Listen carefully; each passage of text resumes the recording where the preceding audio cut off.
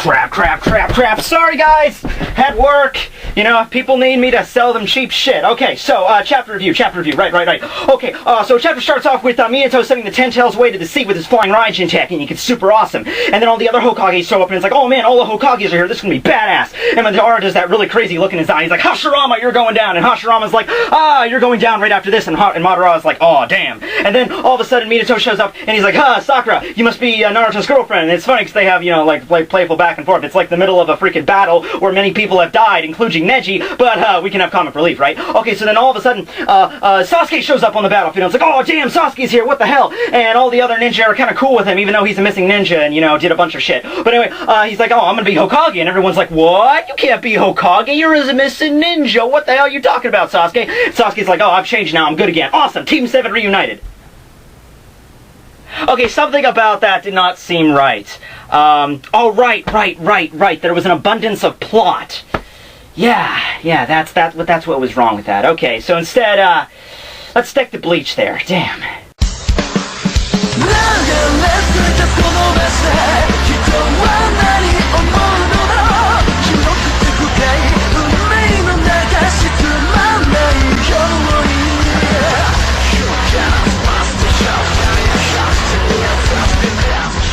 Chapter starts off with Ichigo still in the world of the living. Isshin states to him from it, even though he had that epic reveal last chapter, like, he made a decision. He's going back.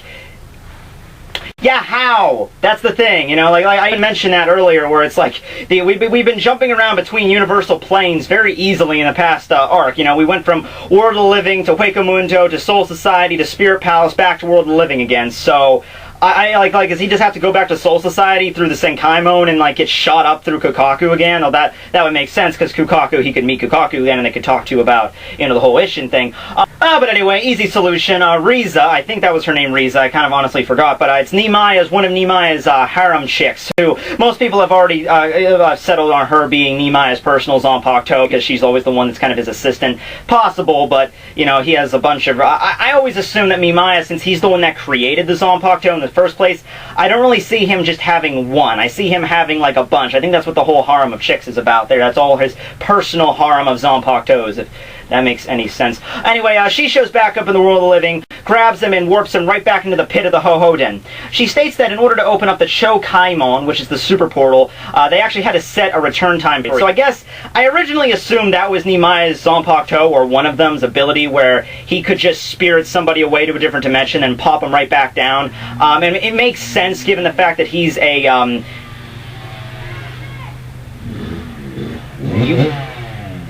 Dylan, I swear to God, you better get your ass out of that freaking road. Come on. Making me come out there. Damn. It's freaking ridiculous.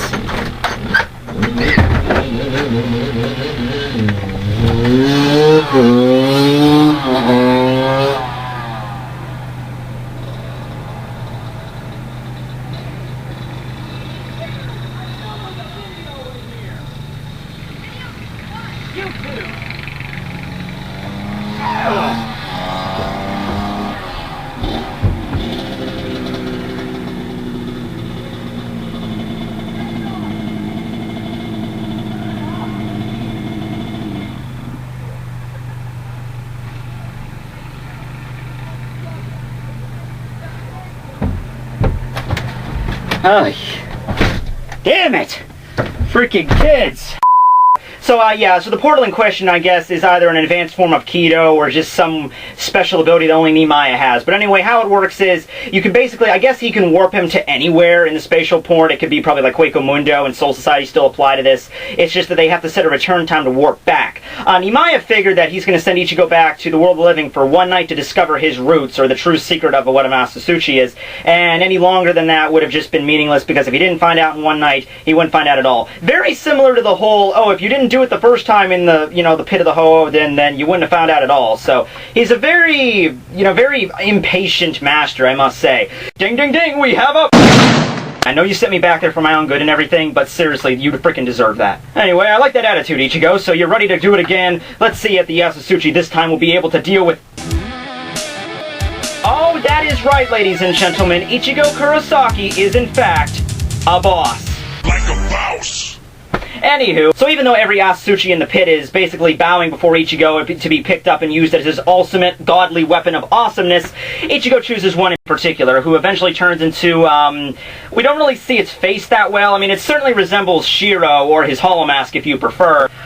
The way I looked at it was basically like this. Ichigo's powers is broken up into several. It's broken up into Shinigami, Hollow, Fullbring, Quincy, whichever. Although you could argue Fullbring is a branch off of Quincy, but whatever. He's got a bunch of powers in him. So I looked at it sort of like him choosing his path that he's going to go down. Is he going to choose to accept his Shinigami powers and use them, choose to accept his Quincy powers and use them, or his Hollow powers? From the look of this, he chose to use his Hollow powers as his main force. And even Imaya announces to this, oh man, that's badass. Bring it here and he'll forge a new sword. And it even says in the side caption, the chosen Asatsuchi. So certainly there's some kind of meaning to Ichigo picking that Asatsuchi in particular. Like, he could have picked another option, and he chose that one for a certain reason that we're not probably going to find out for a while, but whatever. So, chapter 538, Standing on the Edge. That was the chapter title, okay. So, the rest of the chapter, we just kind of cut to random scenes throughout the Seirei of all the different captains of, we have Kensei, Shuhei, Toshiro, and Saji and Komura all kind of dealing with the loss of their respective Bankais from the first Quincy invasion. Toshiro appears before I guess he's like a member of the 10th squad, but he doesn't really do much, or he's very low ranking. And he states that he wants him to teach him the very basics of the sword ability. So, because ever since his Bankai was stolen and he worked so hard for it, even though he lost something so important to him, something he worked on for so long, and he was just whisked away, he can't really do anything about it. He just kind of has to grit his teeth and just deal with what he's got. In this situation, I'll get into this more when we get to the Kensei thing, because then I have something I really want to say about that. But as for we are right now, Toshiro is pissed. But he can't show that he's pissed. It's just, it's not really much in his nature. The real kicker is when we cut over to Kensei and Shuhei are out in the woods. Kensei asks Shuhei to show him his Bankai, which pretty much confirms right there. There was a lot of fan speculation that both Izuru, Rangiku, and Shuhei have achieved their Bankai. Out of the three, I was going to say Izuru and Shuhei would be the ones that were most likely, and I was a little hesitant on Shuhei because of the whole love-hate relationship he has with Kazeshini. So I was a little bit hesitant on that, but apparently Shuhei does know his Bankai. It was pretty much confirmed. Kensei states that even though his Bankai wasn't stolen in the last fight, it may happen in the future, and they need more people capable of releasing their Bankai. Right there, we have a little bit of a problem. Alright, I'm reading this, and maybe I'm just taking it the wrong way, but the way I'm reading this is basically like, okay, the Quincy's have the ability to steal a Bankai, therefore more people need to learn how to do Bankai. Does that make any sense to you whatsoever? That doesn't. That's like saying, oh, there's this burning building and everyone that we're sending in there is dying of a horrible fiery death. Quick, send more people. We'll bound to save it eventually, you know. We don't know 100% so far if the Quincy's are only able to steal one Bankai per medallion or one Bankai per Quincy. We don't know. Juha kind of alluded to it had to deal with the actual power level of the Quincy's themselves, being able to store a certain amount of power. But at the end of the day, the Shinigami just don't know. We don't know and they don't know. So just the concept of that's your solution of achieving Bankai. I mean, look at Byakuya and Renji when they were fighting against Asnot. Basically, after Byakuya realized that it was not a seal, it was stolen, and Renji was about to release Bankai, Byakuya's like, no, don't, because you'll get stolen too. I mean, maybe Kensei knows about Shuhei's Bankai, maybe it has some kind of special ability, maybe it's like wicked fast, or maybe it has some ability that could maybe counter the Quincy's perfectly. That would make more sense, but we don't know what Shuhei's Bankai is. I don't even know if Kensei does. He might just know he has it. So, yeah, here's the main issue I have with this, and with Toshiro. Instead of trying to achieve Bankai in Kensei's case, or instead of trying to learn basic sword skills or better their swordsmanship, you know what they should be doing? They should be mastering their Shikai. Because maybe I'm mistaken on this, but from what I've seen so far, I believe they're still able to do that. I believe they're still able to use their Shikai. I think we even saw Byakuya use his Shikai against Asnot after his original Bankai was sealed. Now, I'm not saying Shikai could get to the level that it is the Bankai. I'm just surprised that they haven't even mentioned it. It's kind of like on the same field as Kido. Shinigami have all these battle tactics like Hakuda, Ho-Ho, Kido, and Zanjutsu. Their Bankai's been wiped out, but that's only been part of their Zanjutsu skill. They still have Kido. Okay, you might argue that the Quincy's could counter the Kido. Okay, but you still have Shikai. It's not as great as Bankai, but I would imagine that if you were to train with your Shikai a little bit and master it fully, you would be able to at least, gain the upper hand, at least be better than just fighting with your regular sword, right?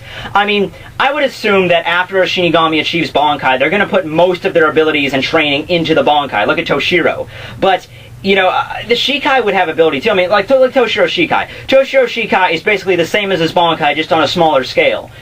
You could figure out some way to make that more stronger, or you could figure out some way. In fact, in Toshiro's case, a lot of his Bankai abilities are available to him in his Shikai. He's just afraid to use it, otherwise he'll lose control.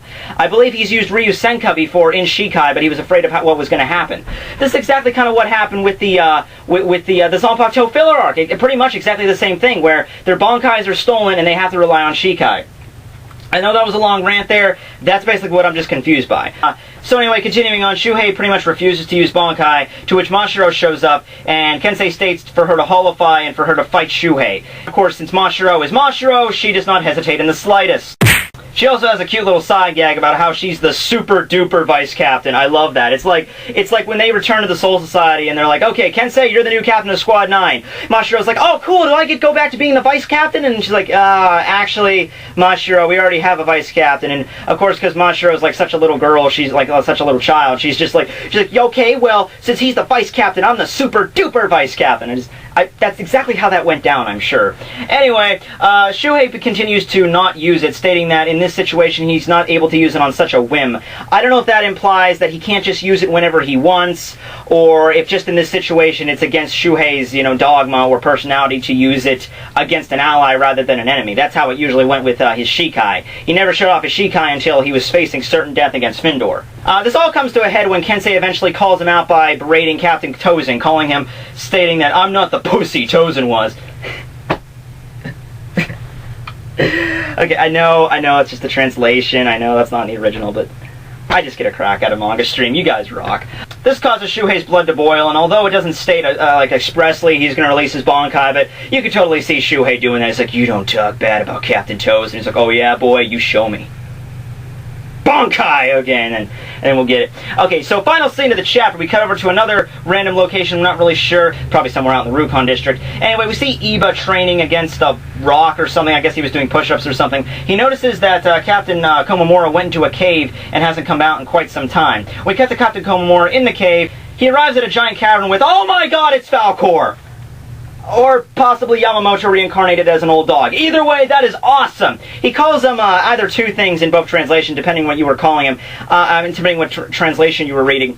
In the Manga Panda translation, I think he referred to him as Ogijiyama or something like that, which I asked around on Facebook. That essentially can either mean either old man or grandfather, one of the two. In the Manga Stream translation, he simply refers to him as my lord. So I'm just going to go and say there might not be any blood relation between these two. I mean, you want to say that because they're both anthropomorphic dogs. Well, he's not anthropomorphic, but talking dogs, clearly. I would like to think that he has some sort of maybe pull in raising Komura kind of like as a child, maybe not directly, because that's something that it's something that we never really mention in Bleach, the fact that Komura is just an anthropomorphic dog creature. We've never seen any other of his species ever before now, and it's just something that we just kind of deal with. We're just kind of like, okay, he's an anthropomorphic dog creature, whatever, it's Bleach, we just roll with it. Yoruichi's the only Shinigami that can turn into a cat for some reason. So, we don't really mention it, but at this chapter, I'm like, damn, I would actually try to want to know exactly what his backstory is. And clearly there's some hot blood boiling between them because the giant Falcor Yamamoto dog states that it takes some guts for you to show your face again in so long. So obviously something happened to them. I mean, I don't know if it has anything to do with the fact of the scars all over this thing's body and the fact it's missing a tooth, eye's not working, ear is gone, but it just looked battle damaged. So this thing's probably been around for a long time, possibly even as long as Yamamoto, and that's a good connection right there I found between, remember, Sajin has this undying respect for Yamamoto.